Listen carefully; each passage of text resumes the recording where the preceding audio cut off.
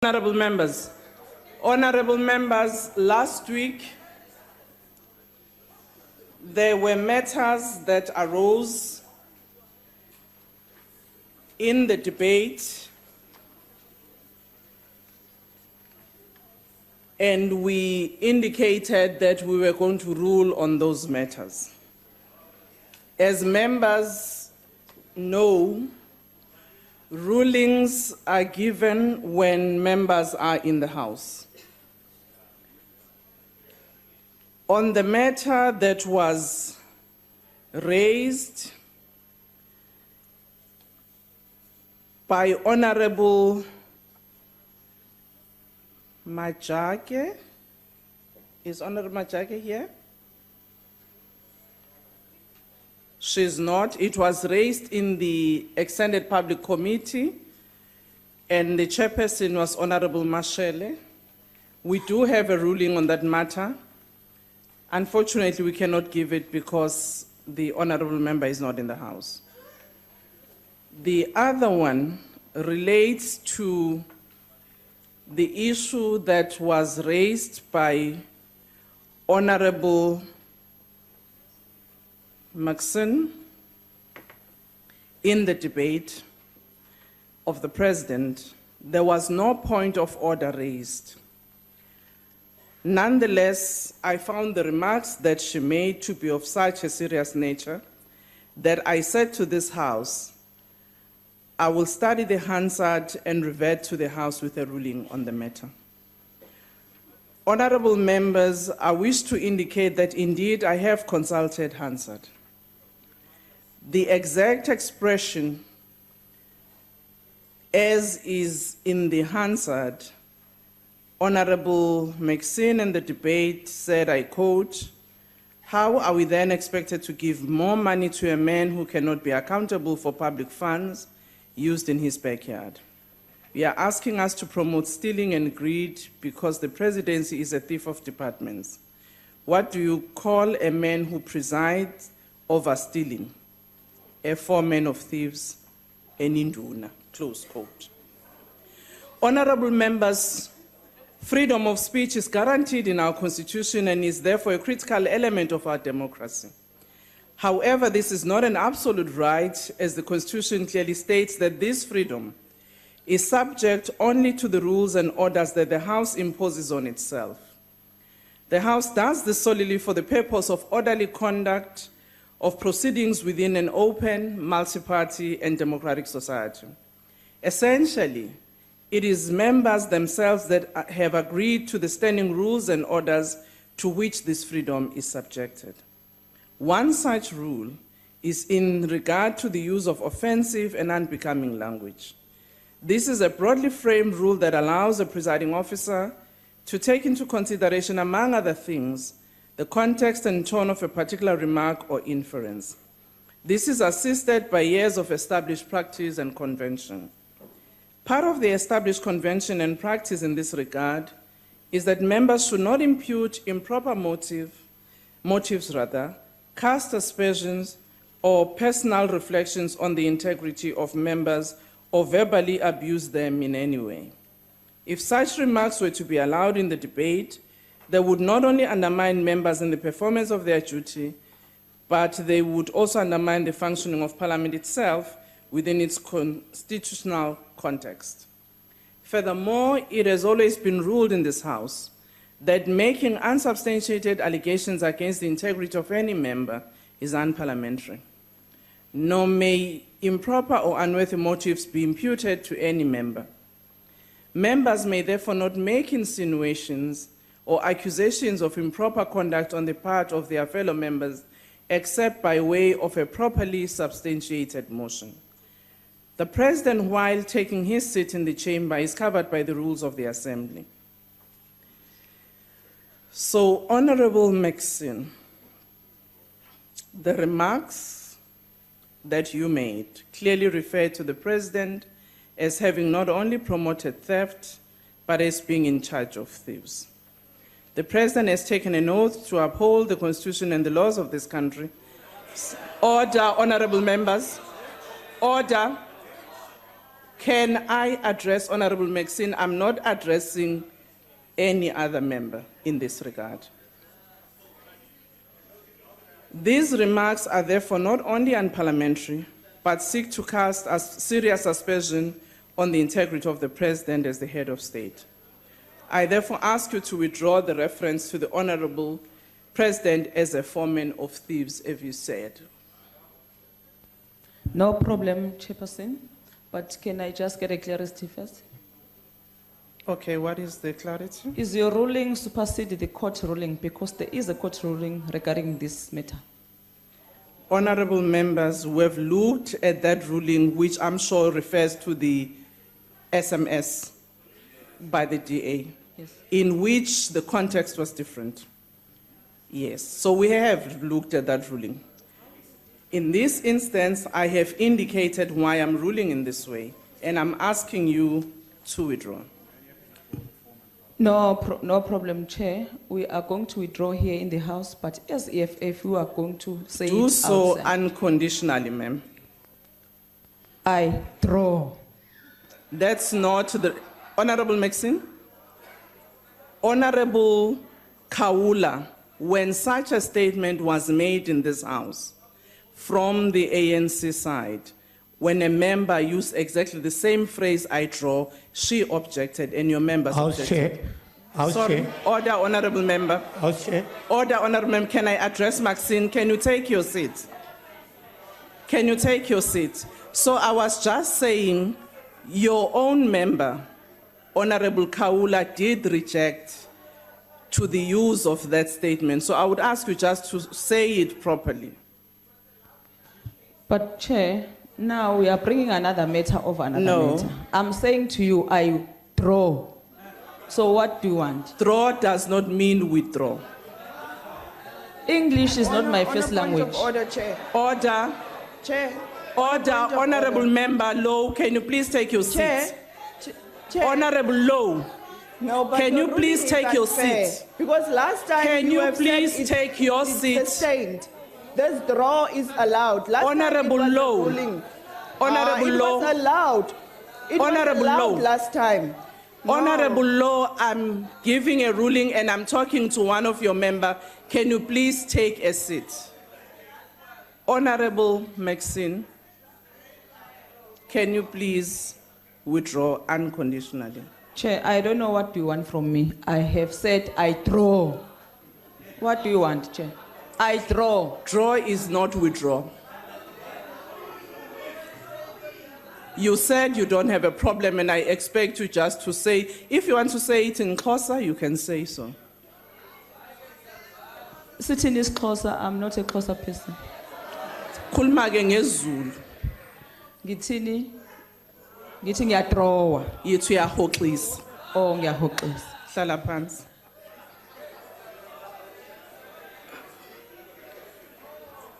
Honorable members, thank you very much. On the matter of Honorable Masina, Point of order, Chair. Before we get to that one. No, I want to correct Order. the issue here, Chair. Chair, Honorable Chair, last time, and the table staff, you can go and check Hansard. But I raised this point of order when an ANC member had to withdraw, and the ANC member said, I draw, and I said, draw doesn't mean withdraw, and the chairperson that presided over that day said it's allowed. So now in the very same instance, so now it's a clear indication that the chairperson is not consistent in their rulings. So you really need to check on that, because I remember precisely, I have raised it. So it's very, it can't work like that. You need to check. thank you, with Honorable them. Member. You can take your seat. Indeed, I will check your statement on Hansard and I will come back and give clarity. There's two matters that relate to Honorable Masina.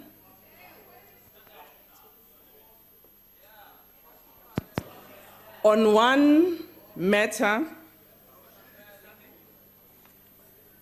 that relates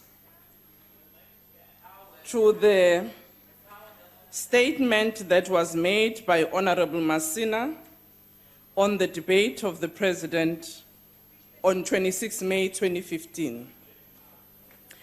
A number of points of order were raised in relation to the speech by Honorable Minister Masina at the time, which I will quote said, "Our brother from Soweto, who always speaks with confidence about everything broken, I can only think about words like Moruti Watsotsi. I can think about the puppet of the master, the sellout, the traitor, the token, the drug lord, the sex pests reported in the paper, the mouthpiece of monopoly capital, and worst of all." The Honorable Chief Whip of the Opposition rose on a point of order, asking whether such references to another member were in order. National Assembly Rule 63 states that no member shall use offensive or unbecoming language or what is commonly referred to as unparliamentary speech. This particular rule is further supported by a standing order that determines that no member shall, by means of unparliamentary language, impinge or reflect on the integrity or character of another member without bringing it to the House in the form of a clearly formulated charge, supported by the credible evidence. It must also be noted that no member may use unparliamentary language couched as or disguised in a quotation or figurative language. The Honorable Deputy Minister said, "Our brother from Soweto, who speaks with confidence about everything broken." That reference leaves little doubt that the Honorable Deputy Minister was referring to the Leader of the Opposition. The terms puppet of the master, sellout, traitor, and so on are all extremely derogatory and therefore unparliamentary. They reflect severely on the character of the Leader of the Opposition. I must therefore ask the Minister, the Deputy Minister rather, to withdraw the remarks. I withdraw, Speaker. Thank you, Honorable Deputy Minister. There is a second matter that relates to Deputy Minister Masina.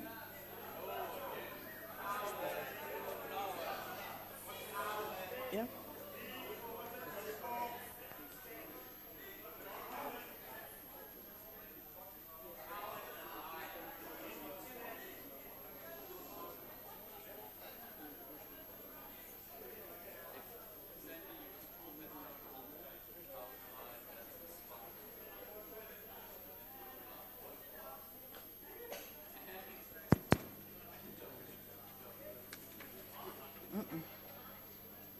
Honorable members, there's another matter that relates to Honorable Masina on the point of order that was raised by the Honorable Steenhuisen. Point of order, ma'am. Yes. Madam House Chair, we can't hear because our colleagues here are making noise. We'd like to hear your ruling. Order, honorable members. How are these people brought up who behave like this? Order, honorable members. As you know, that it is the right of all members that must be respected in the House. And I think the way honorable members are conversing loud, they are actually affecting or impinging on the rights of others. And can we please be respectful? I would like to indicate that there's a matter that was also raised in the debate of the President on the 26th, which relates to a point of order raised by the Chief Whip, Honorable Chief Whip of the Opposition, supported by the other members of the opposition, in particular Honorable Kola Bernard, which claimed that the Deputy Minister had directed a vulgar comment. Actually, to be more specific, was mouthed some vulgar language to the members of the Democratic Alliance.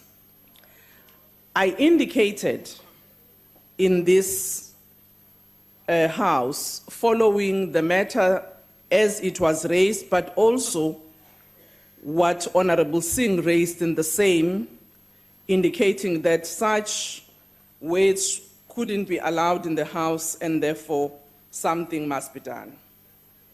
I asked the Deputy Minister while he was on the podium whether such allegations as referred to by the Honorable Chief Whip of the Democratic Alliance are what he said, and he said no.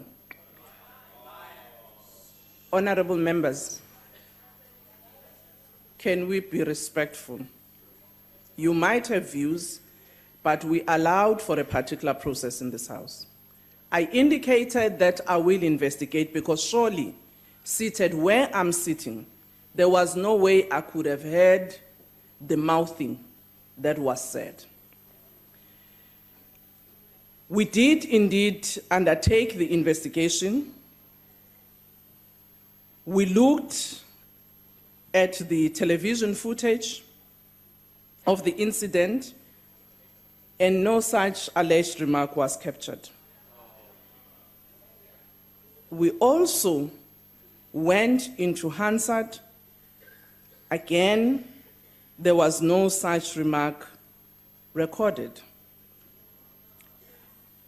As indicated, we again asked the Deputy Minister whether such alleged remarks were indeed attributed correctly to him, in which he denied, as he did publicly in this House.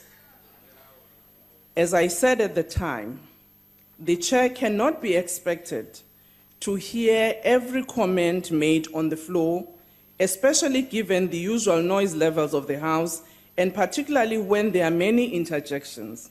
And in addition, when it is said somebody mouthed, because it may not be verbal, as it was indeed not, loud, as it was not captured in the mic. Parliamentary convention therefore dictates that we accept the word of an honorable member, and the Honorable Deputy Minister, when asked, denied making the remark. Soon thereafter, the Chief Whip of the Opposition retorted by saying that the Deputy Minister was spineless and a coward. I ruled on this matter at the time and indicated that it was unparliamentary, since it too infringed on the integrity of another member. This approach is consistent with the rulings made even in previous parliaments. Honorable members, when members of the Assembly disagree with a ruling by the presiding officer, it does not behoove such member to vent their frustration by themselves resorting to unparliamentary language. This is particularly egregious if it is done by a senior member of the Assembly. I would ask the Honorable Chief Whip to withdraw the words spineless and coward. And unfortunately that he is not in the room, we will do so when he is present.